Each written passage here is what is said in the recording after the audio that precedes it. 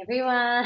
Welcome to episode 5 of Judge Jodi, Paxton Road TV's Premier League Player Ratings show. I'm super excited to welcome my guest this evening. The Paxton Road regulars will know who this is. We have the amazing Sid from Ask Sid in the house. Hello, good evening. How are you? Welcome to the courtroom.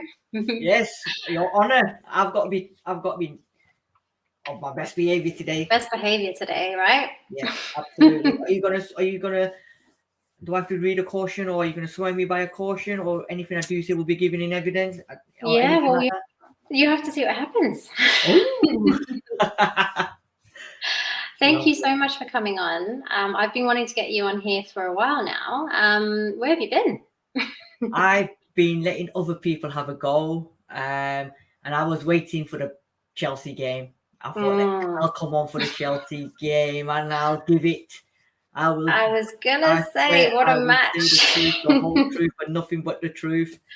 After watching them yesterday, but no, you know what? Give everyone else a go, and we're always around.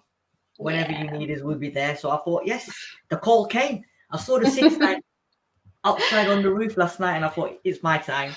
I'm called. I've been called. I've been summoned. Called up. You've been summoned to the courtroom.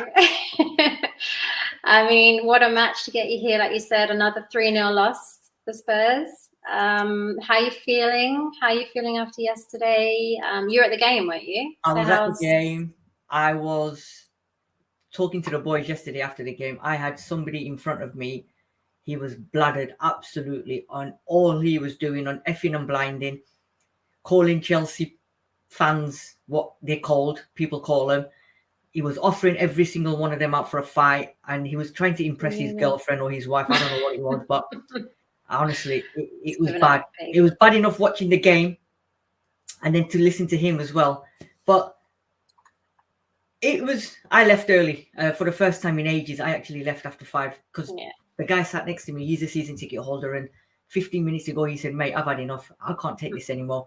And he left. And then I think after 10 minutes, my boys were like, "Dad, can we go? Let's get out of here." Yeah. I said, yeah, let's go for it. But I was peed off, but I wasn't expecting us to win anyway. All these people that thought Spurs were going to win 2-0, 3-0, or we're going to win it, I couldn't see it. Honestly, I could not see it. First off, we done all right. And then we just capitulated second half. And in true Tottenham tradition, you concede one, and then they're like the bosses, don't they? You see one, and then they all come together. And I went home. Everyone's texting me, whatever. And I'm one of these where my filter finishes. Once the game's done and I've digested the loss, after 15 minutes, I'm over it. I even watch Match of the Day. I even watch the highlights. Oh yeah, I wish I had that in me. No, I think you're right though. I think for me, like, you know, that Chelsea squad is like stacked, right? I think no one can touch Tuchel when it comes to defense. Basically, like, he's got it sorted, doesn't he? We're up against champions of Europe, and I really do think, you know, this year's title contenders for the Premier League. I really do. Yeah. I went into that one hoping for a win, but, you know, I was happy for a draw, but expected us to lose. Like, it kind of is what it is. I think you said it really 100%. Well there. And I think, you know, what you were saying in terms of good first half, bad second half, I think I've called this show tonight A Tale of Two Halves, because, you know, it is what it is. I think everybody knows what it was. It started out really well, very energetic, full of energy. I think especially in that first, you know, 10 to 15 minutes was like incredible. But even, you know, the first half in general was just massive for me, I think. I think we needed to get a goal in early in the match.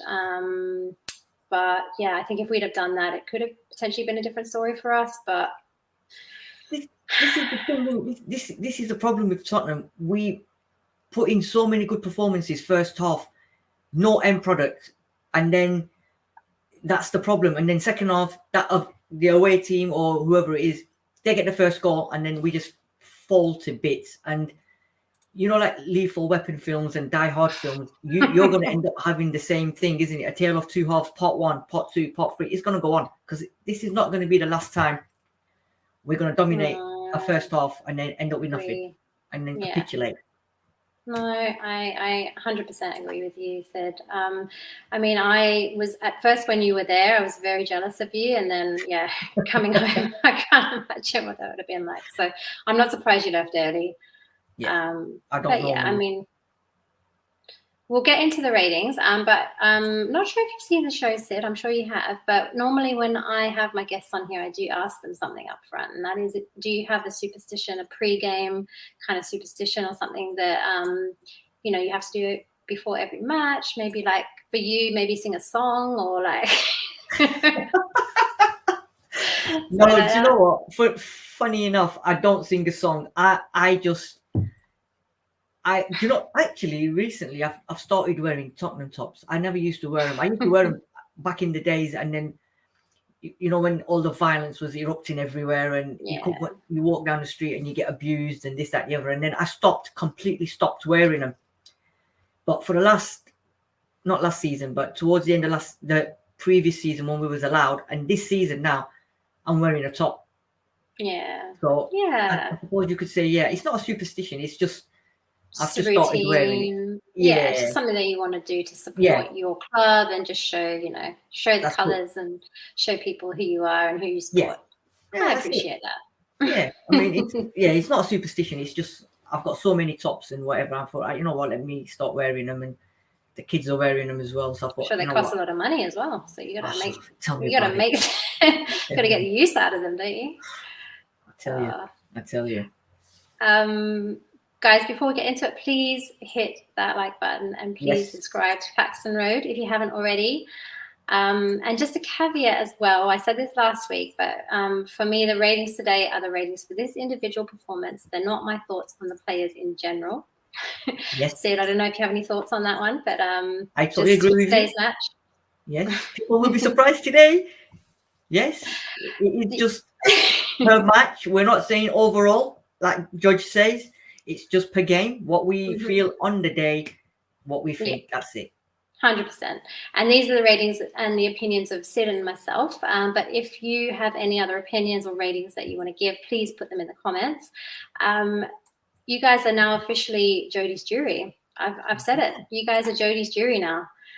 You're my jury and you guys have a voice. So, let me have your opinions.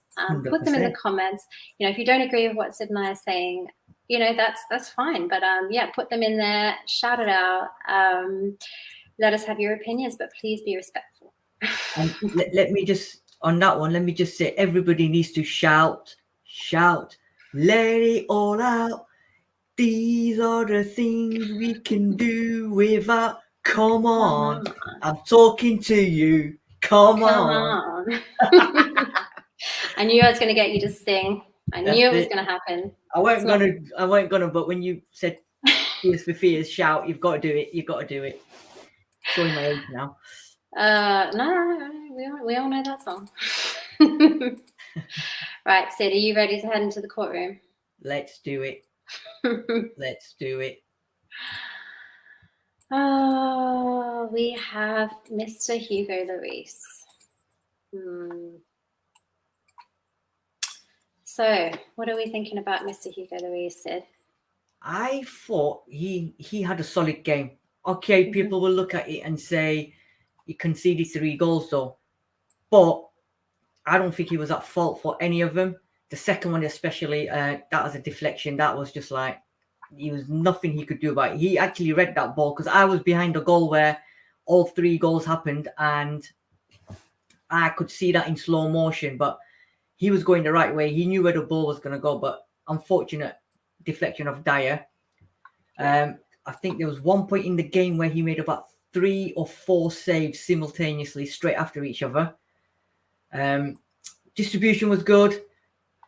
He had 2 solid defenders in front of him. Personally, I think he had a very good game. I'll bite the score. I think he done really well. I agree. So as you can see, I made Hugo my man of the match. I think he didn't have too much to do early in the match. But, as we said, it was a tale of 2 halves, wasn't it?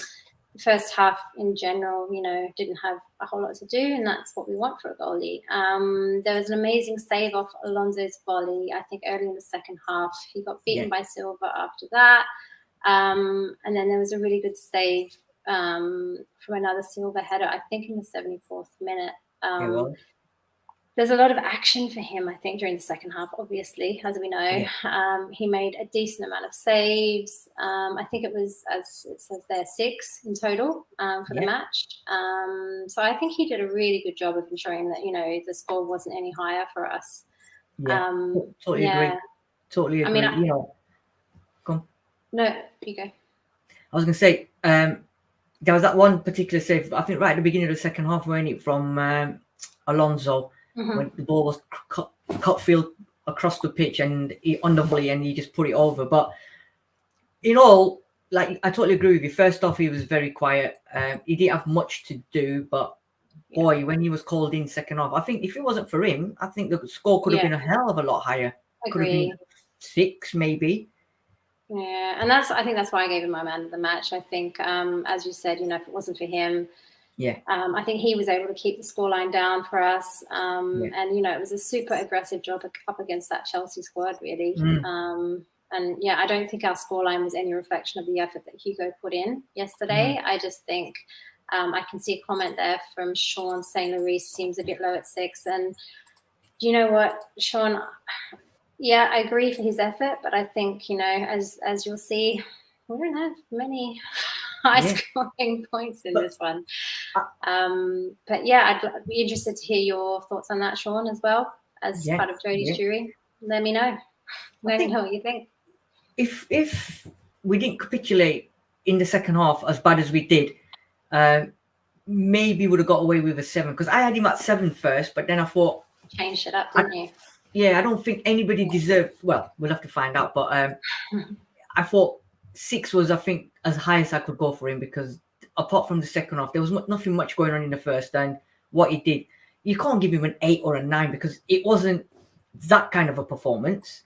But I think 6 is a nice number for him. Yeah, I agree. Totally agree with you. Shall we move on to our next contender, Mr. Emerson Royal? What are we saying here? Yeah. Do you know what? He's very lucky to get a 4 from me. I think I was being very generous, to be fair. It was very generous, honestly, God. I upped the 4 because my initial ones, my boys saw it and they said, "Dad, come on." But you had help. I got help. Because obviously it goes through the boys as well, and they said, "Come on, Dad, he done enough to merit a 4." I'm still not convinced by him, honestly. I was telling the boys on Paxton Road yesterday as well. I'm not convinced by him at all. From what I've seen of him, he looks like a Brazilian Doherty to me. Oh dear.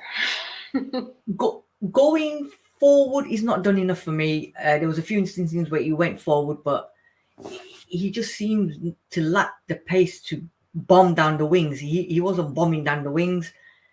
Defensively, once or twice, he got into muddles when he could have just easily cleared it out. Okay, he's only his second game, but and I've said this before, I honestly pray that Tomiyasu to Arsenal is not going to end up a massive mistake, and we've got the Pope and not the Prince out of the two. Give him time. I think if he's in the right position, he gets his confidence going. I think he needs Moura in the team with him as well, being Brazilian as well, to just give him that confidence and make his spirit higher. But in terms of, okay, it was Chelsea. It was a tough game. And I think, was he marking Alonso? Yeah, I think, Yes. Yeah. And there was too many times where I was watching it because I was quite high up. And he was constantly coming in more towards central, and the space that Alonso was having to run at him. I mean, Alonso's not the paciest and the fastest of wing backs, but yesterday we made him look good because Royal wasn't doing enough to cover, or he was too far in. And like I said, the jury's out on him, Judge. I'm not overly I convinced. know. I think you're right. We haven't seen enough of him from my perspective. No. I think, there is a jury out, I think, from the Spurs contingent in terms of, should we have got Tomiyasu? Should we have got Royal? I think a lot of us were banking on getting Tomiyasu. I, for one, was one of them, but that's only because I did quite a lot of research into Tomiyasu, and, I was excited to get him on board. I hadn't done as much with Emerson Royal just because, obviously, it was a bit of a quicker turnaround in terms of getting him on board. So, yeah, I mean, for me, I think he defended well in the first half. I think, I think he had a nice play with Kane early in the game. I remember, I think he was fouled 4 times. So I think it shows that he can be aggressive, if required. I think he was struggling, like you said, up against Alonso. But I do think, the stress of the second half got to him and, everyone obviously in the team. I think the second half definitely didn't go his way. And I think, as well, in terms of that back line, it's difficult. These guys are all new and playing together as well. They haven't all played together. So I think it's a completely new back line. And I think we need to give them a little bit of credit in terms of that as well. So, yeah. But in all fairness, right, he struggled against Zaha, right? Okay, that probably was his first game. But Zaha had him on toast. He sort of struggled yesterday, second week in. Now, if I was Nuno, I'd play him on Wednesday against Wolves just to get his confidence up. If he's going to play against Arsenal on Sunday, he needs to play on Wednesday to get his confidence up, because if he has another sort of a okayish game against Arsenal and he gets mullered, because don't forget you're going to have Saka and Aubameyang and whoever on Sunday, and if he doesn't nail it and he just has another bang average game, then I think people are going to start getting onto his back. Yeah, I think so as well. And how many games do we give him before we're going to say, you know what? Because every week we can't keep saying, oh, he's new. At some point, he's going to have to embed himself into that team. Yeah, agree. I think for me, an average performance, which warrants my 5.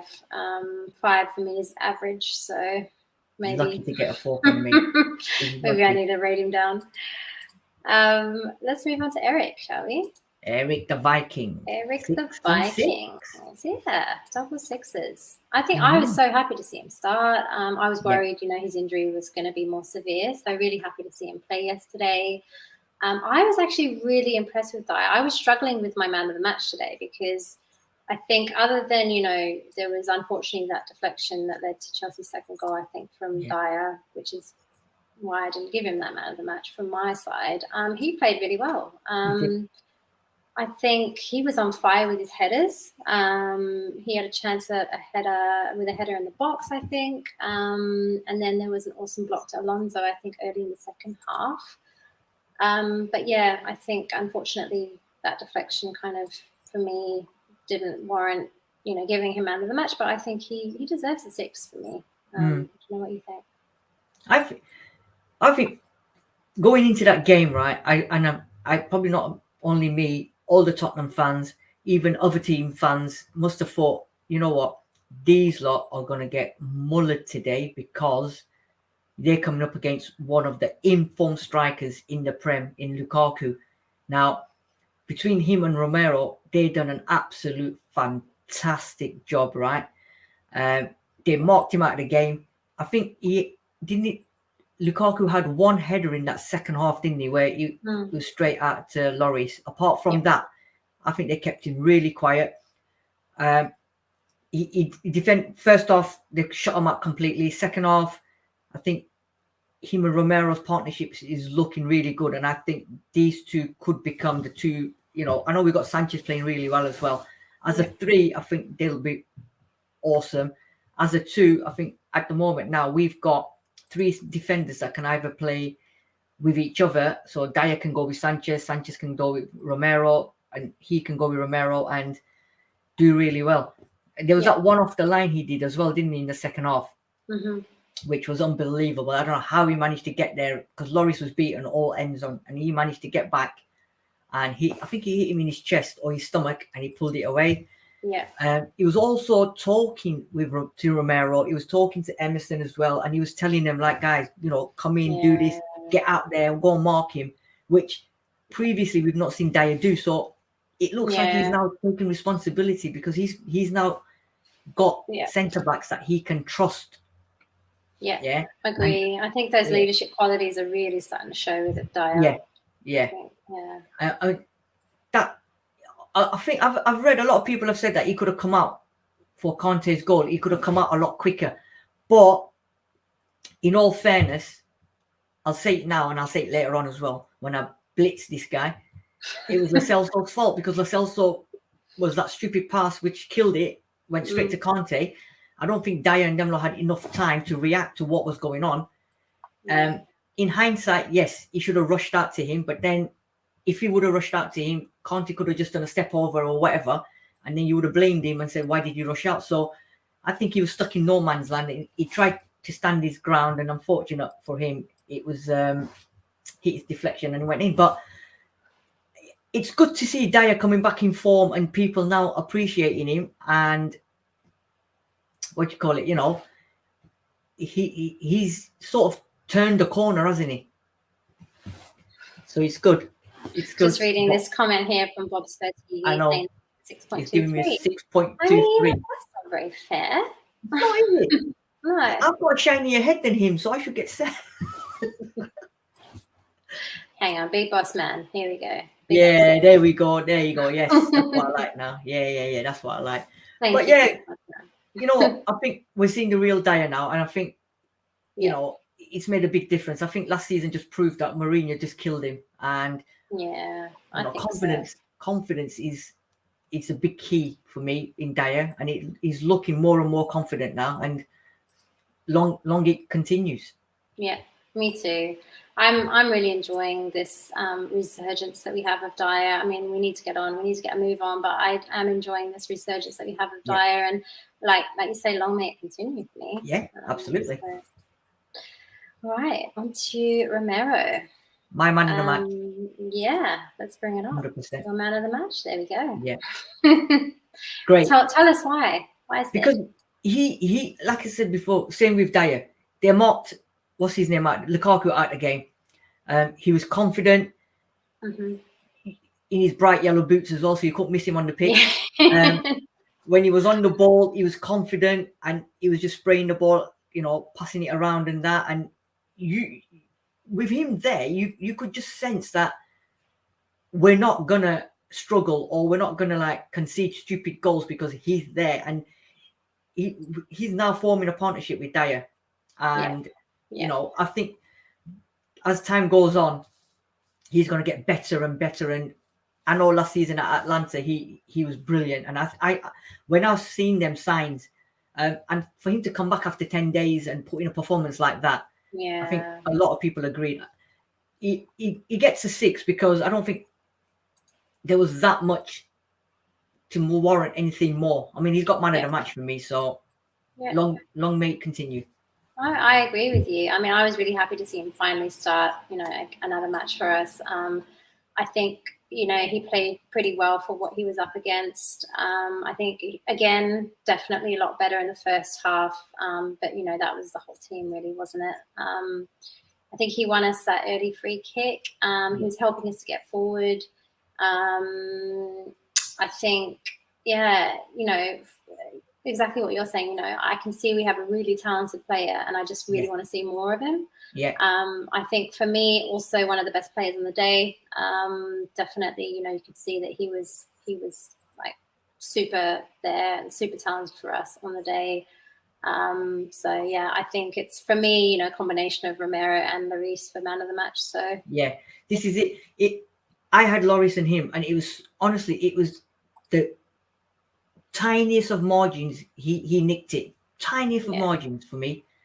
But like I said, I'm so looking forward to this guy and the partnership now with him and Dier or Sanchez.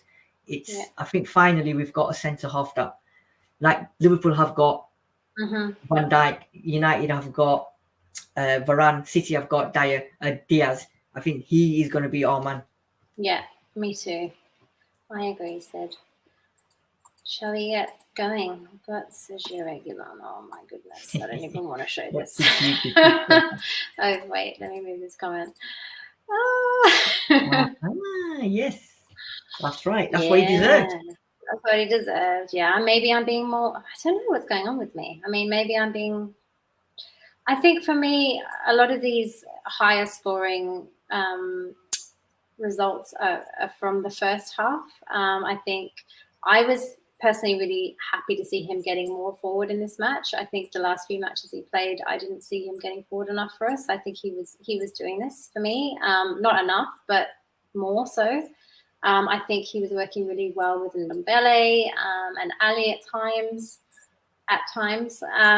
There was an amazing run I think he had in the match taking us to the box, but then he didn't shoot, which was very frustrating.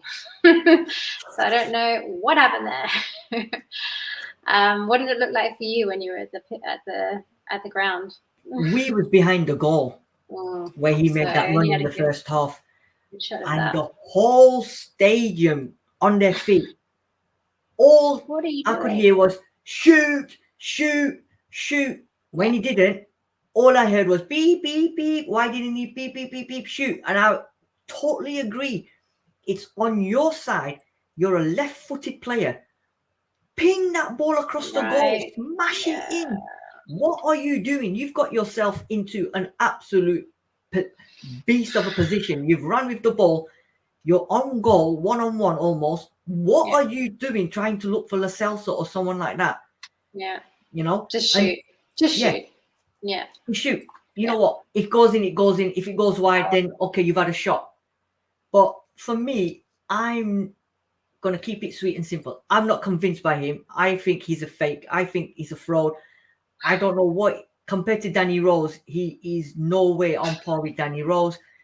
He sometimes, when he attacks, he's out of position and then he looks like he's lost because too many times people get round him too easily and he loses the ball too easily as well. I can go on and on and on and on forever, but honestly, he was lucky to get a 2. If I could go lower, I would have done. And if anybody watching or tuning in, if you think I've been unfair, then please give me a reason why. But I'm not convinced. We're in a courtrooom here. We need the jury to step up and let us know. I'm not convinced, honestly.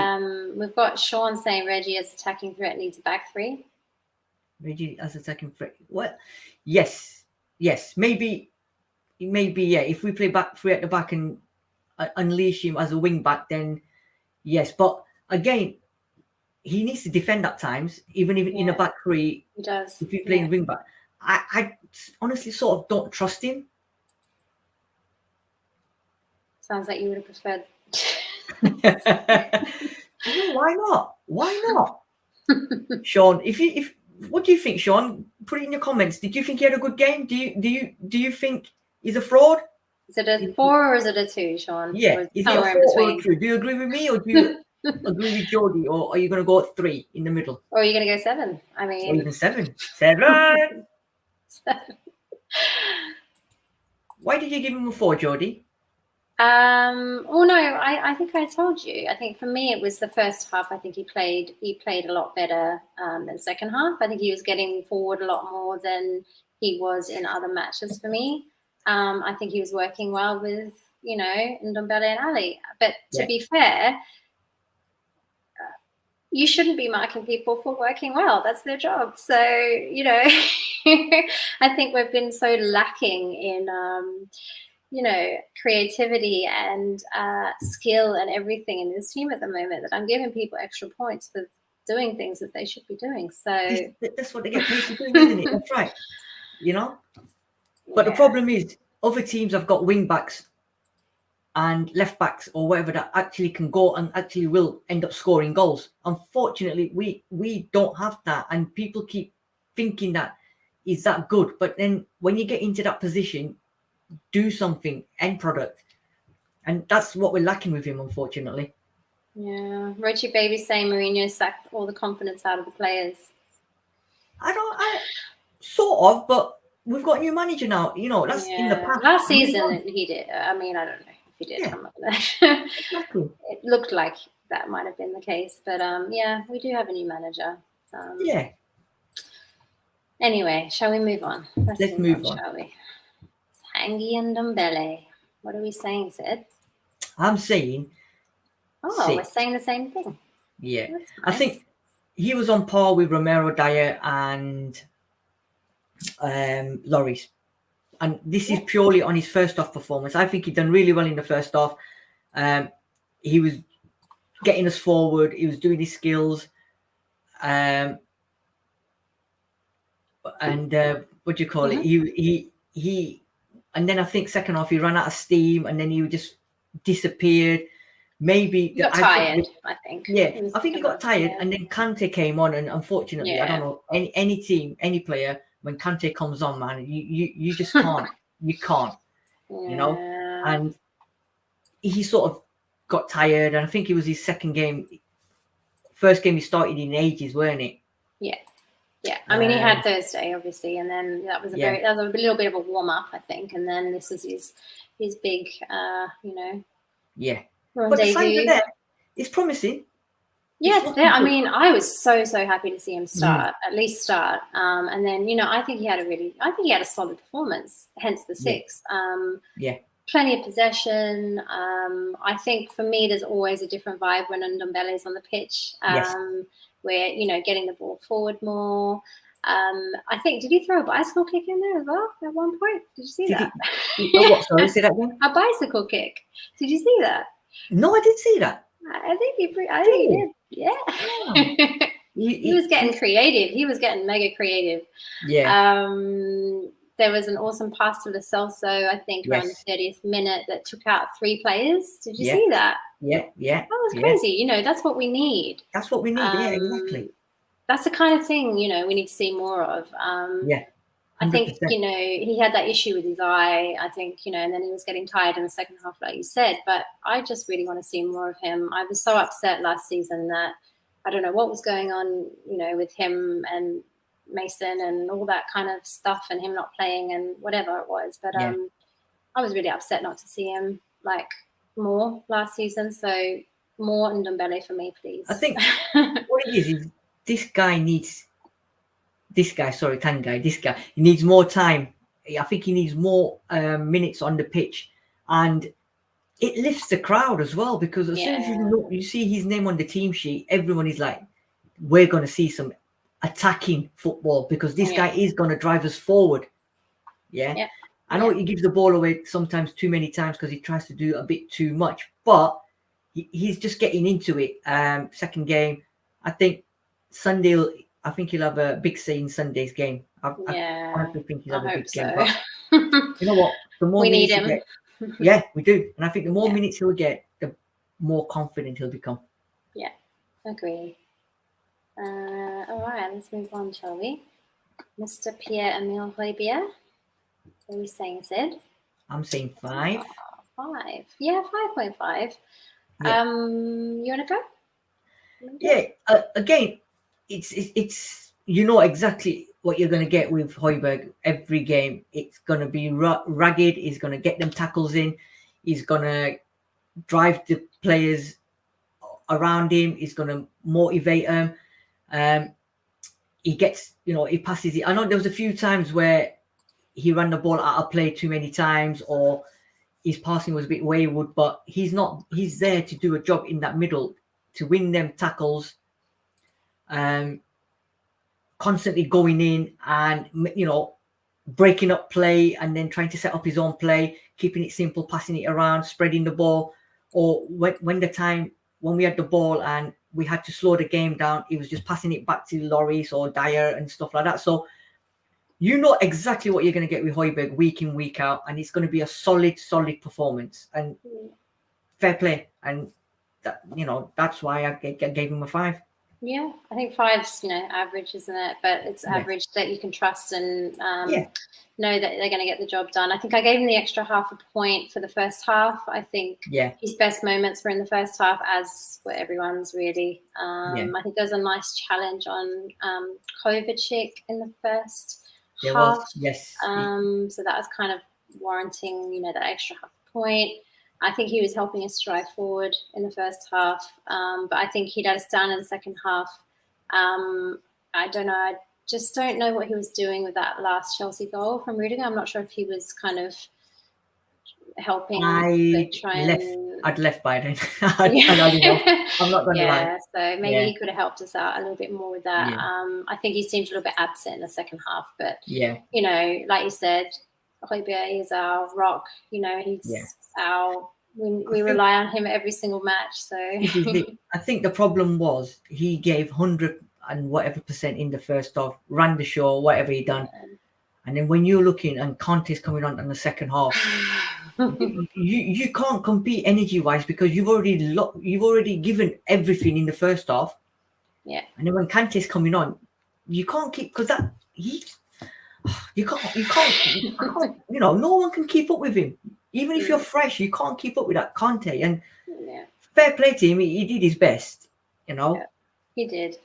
Yeah. I mean, what are you thinking about what Kimby is saying here about total respect to the both of you having the mental energy to even do this right now?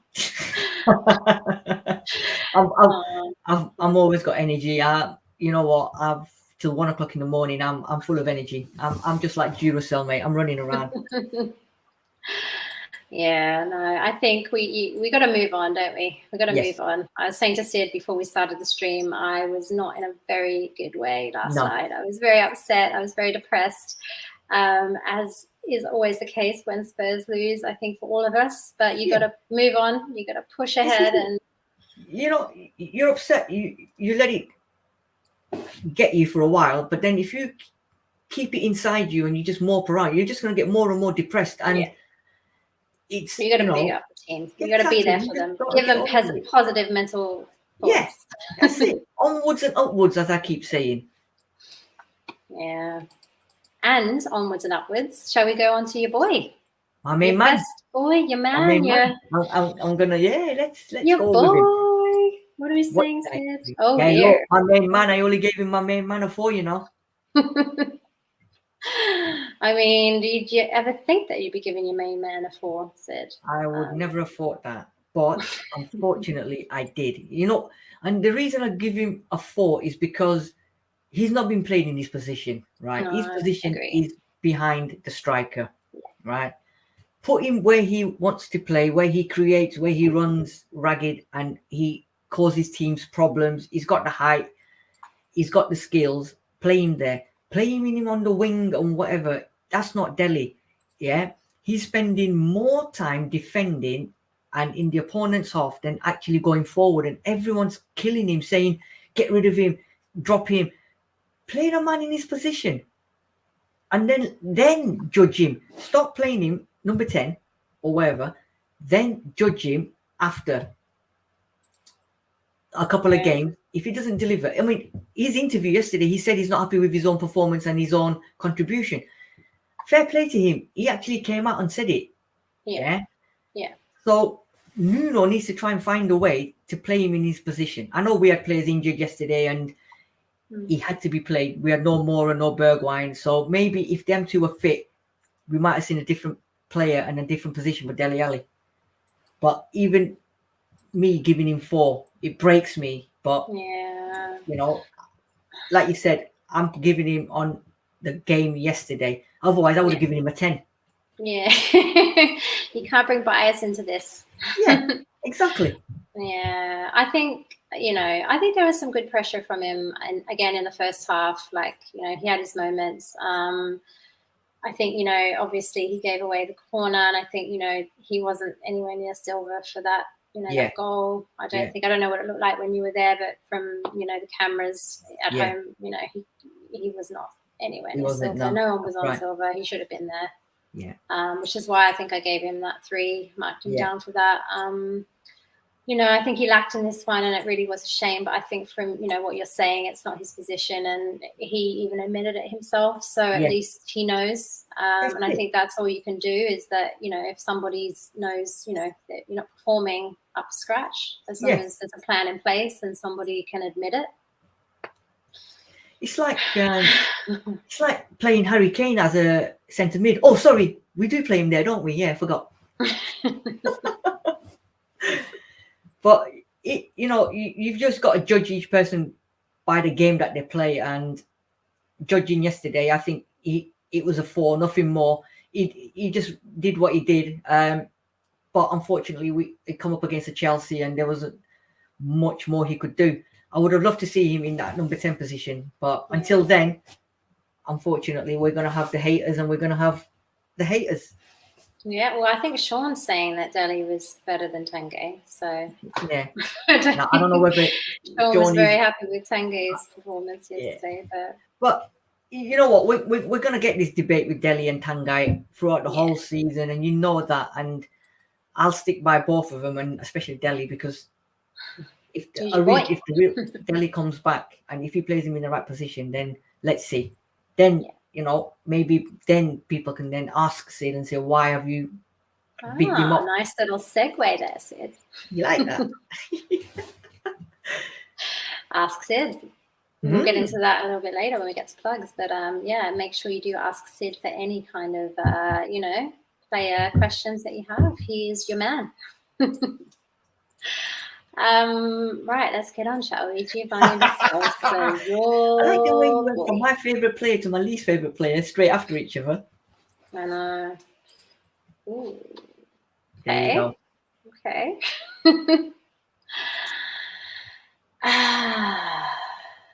Do you know what? I don't know if I should admit this to you, but I actually thought he was playing okay in the first half. Ish. What game are you watching? Yeah, I know. I mean, maybe more as in he had a lot of, I don't know. I thought he was playing okay. Okay. Not good, not great, not fantastic, okay. He was in the right places to take the shots, but then that's kind of where it ended, right? He failed miserably. I think he had 3 attempts at goal. None of them were on target. I know he set Son up really nicely. You know, I think maybe that's why I gave him the extra point to kind of set Son up. But I think for him, he just failed to deliver on quality all over yesterday. He gave the ball away in the lead up to, Chelsea's second goal. He did. Nowhere near good enough for me. Nope. Sid. I've said this all along. I honestly don't know what everyone sees in this GLC guy. I just think he's an absolute fraud. I just don't know what his purpose is on the pitch. He's come in as a creative midfielder. I don't see him create anything. And even when he's on the ball, he the way he runs around and whatever, there's no end product. Once in a blue moon, you might see a ball that he fades through. But apart from that, no. This is he's not the same that Argentina get. I don't know what it is. Like, it's the same with Messi, isn't it? Yeah. What he does at Argentina, but they love him and he plays well. But for us, he's just when the team's been picked, they think, right, who can we just put in there that will just run around? And let's put GLC in there. He doesn't do anything. People slag off Dele Alli. Dele Alli does a lot more. At least with Dele, you see him working hard on that. This guy doesn't do anything. Even when he loses the ball, he doesn't track back quick enough. Sometimes he's running around like a headless chicken. I mean, that he had all the time in the world, and he lost the ball because he tried to do something silly, and he didn't even track to go and get the ball back of Kante. If you look at that, he sort of stood there and then he just sort of jogged. There was no burst of energy to say, you know what, I've just lost the ball. Let me go and get that ball back at all costs. There was nothing, absolutely nothing. And I don't know, honestly, unless he does something magical, which I can't see it happening, and he's going to have to do it week in, week out constantly for me to go above there and actually start appreciating him. But yeah, I don't know. I don't see nothing in him, honestly. I think we've wasted a lot of money on him. We could have got a lot better players than him, and unfortunately, we've ended up with him. No, I agree with you. I think with that, we should move on. Sonny boy. Sonny. So he's my boy, but yeah. But when the team sheets came out and his name was read out, I think he got the biggest cheer of the day when his name was read out. you see what you get with Sonny. 100%, he'll do everything he can. He'll make them runs. He'll do everything possible. But first off, he done well. He had that one-on-one, and I think his first touch slightly took the ball away from him. And then after that, I think second half he just disappeared. I think the whole team disappeared, and he led from the front. Even when they were having the goal kicks, he was chasing to get the ball, and you look behind him and there wasn't anyone else. Like when Kepa was taking the goal kicks, you could see he was running across to try and stop him, but there was no one behind him helping him. So he was running around like a headless chicken. He was giving it us all. Sonny gives his all the time, but I think 4 is fair. He just died down second half. I think whether he ran out of energy or there was no support for him, everyone else ran out. And but I think as well, he's just come back from injury, hasn't he? So, that could also be a reason, I think. I think he had a shot at goal. Unfortunately, it didn't come out well for him. I think he was helping us to get forward, like you said. I just think, there was lacking anything getting to him in the second half. Unfortunately for him, it just didn't go his way. I think his corners were okay again. I think he's doing well in that regard. I just think he looked really tired into the second half, like everyone else did. But I think maybe his injury might have been getting to him as well. All in all, maybe just not a good day in the office for him, unfortunately.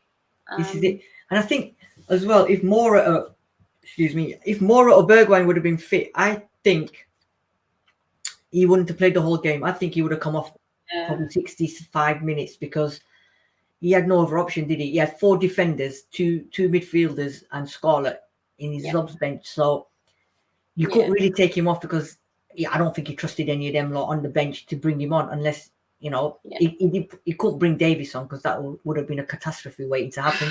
Doherty would have been the same. Agree. And I think Nuno was probably hoping like we could nick a goal 1-0 and then take him off and bring Sanchez on.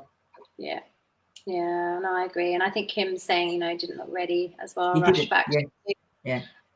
Great for the whole second half of last season. Agree. But I think for me as well, I think it just wasn't the time for him to come on. But we didn't have anything else, did we? It's true. Sorry, Sonny. Yeah. Oh, and Kane. And Kane, that's it. And Kane. Yeah. And Kane. 2 from me. Oh, I said last week that I hope we wouldn't see too many more low scores for him, but here we are. Here we are. I think he only had 1 shot at goal, failing to deliver again, I think, in this one. I think there were certain times where, last season we were in certain situations where he helped to carry us, which he could have potentially helped out with, I think, maybe yesterday. But, I'm not expecting him to do this all on his own and to do this all the time. But I do really think that he should step up a little bit more. I just think that, there is something massively going on with him, I think, emotionally. I said this all throughout kind of like the last half of last season. We all know there's an elephant in the room. We know what's going on with Kane in terms of his desire to move.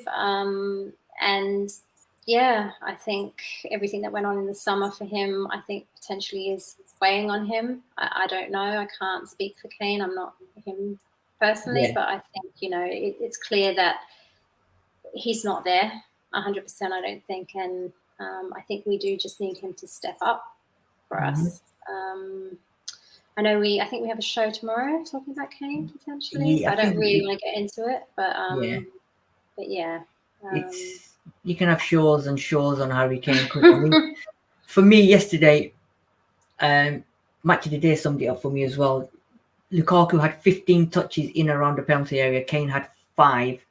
He had that 1 shot on target, and that was in the second half, wasn't it? Where he got it, took them all on, and straight at keeper. Apart from that, he and Nuno, they need to sit down and say, right, you're a number 9. Start playing as a number 9. I don't want you to come past the halfway line. You stay there. I know he's not got the pace, but if we need him as a centre mid, then we'll go and buy centre mid players. He's not a centre mid because when he comes that deep, I mean, there was times he was so yesterday, deep, wasn't he, yesterday? exactly. Yeah. There was times yesterday where he took the ball outside our penalty area. Yeah. Right, and then he had held on to it for too long, and then he got a free kick. And I'm like, that's not your job. No. You need to be up top. And I think there was one incident where we attacked and he was in our own half. He wasn't even busting a gut to get forward. So I totally agree with you. There's something not right with Harry Kane. All this transfer saga that's gone on. He is our highest paid player. He's a top goal scorer. One of the best in the world. He just needs to get back to scoring goals, keeping his reputation. Forget about what's happened now and just go back to the Harry Kane that was and is a goal machine. Just start scoring your goals. Simple. It will come. It will come. I think it will come as well. I think it's he's like, and I don't want it to sound like we're kind of having a go at Kane or anything. It's obviously the results of this match, but I think we all know what Kane's capable of, and I have no doubt that he's going to come back to being this amazing world-beating goal-scoring machine that he is. But I think it's just we need it to start happening sooner rather than later, please. Exactly, and it's down to Nuno and the coaching team to just sit down with him and just say to him, right, look, this is how it is now. This is where we want you. We don't want you coming back, and I think he needs to get that maybe 1-2 goals to get his confidence back up, and then hopefully we'll get the Harry Kane back. Because I don't want it to drag on, because we could end up getting serious problems if he continues to dip in form and disinterested and whatever. Then it's going to get worse. I mean, the fans are already not happy with him, and the backlash could be devastating. So please come back, Harry. Come back, please, Harry. Please. Yeah, exactly. Courtroom wants you to come back now. Exactly. Let's move on to our subs, shall we? Brian Hill. I mean, we didn't rate them. I think Hill came on for Lo Celso in the 60th minute. I was really happy to see him come on for Lo Celso. I think you probably were even happier than me, based on what you were saying. Lo Celso just needed to come off, I think, at that point. Didn't he? He looked energetic when he came on, but not enough. No, he just came on and just ran around, and he tried to get us moving and that, but that's about it, really. I mean, there's not much you could do in 30 minutes. Not a whole lot there of is, time. but true, there is, but not at that second half against Chelsea and where we were at that time. But Mr. Skip, Oliver Skip, same again. Came on, and again he wasn't fully fit, was he? Last couple of games he played, the other game last week against Palace, he didn't do that well in midweek as well. So he came on, he did what he could, but I don't think anyone could have come on at 60 minutes against a Chelsea team like that and put in a top notch performance. He just came in and he's like Hojbjerg, innit? He just did his job, what he could do. I agree. I think Rob's saying Skip should have started. I don't think so. I don't know. Yeah, because last game he wasn't that decent. And who would you have dropped? Ndombele, and then that would have mean we would have lost completely, wouldn't we? Everything. I don't know.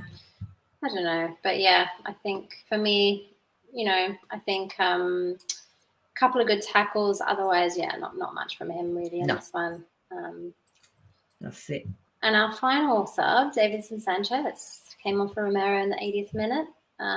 Really not a whole lot to say, is there? No, like for like, weren't it? Just take one off and bring one back. And I think he just brought him on for 10 minutes for that little bit of game time before Wednesday, and then Arsenal game next week. That's about it, really, because the game was already dead, and he just brought him on just to get a little bit of fitness time. I think did Romero not have a bit of a fatigue or a knock or something?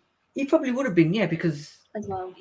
He did work yesterday, didn't he? Actually work for his money, so they probably just thought, let's, had it been 0-0 or had we been winning, I don't think he probably would have taken him off. But because we were losing and whatever, he just thought, let's just bring Sanchez on, freshen it up a little bit. No, I agree.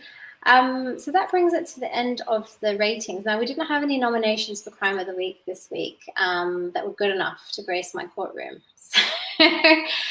But what I did want to do is to really just pay my respects to Jimmy Greaves, who unfortunately passed away yesterday. Jimmy was an incredible man.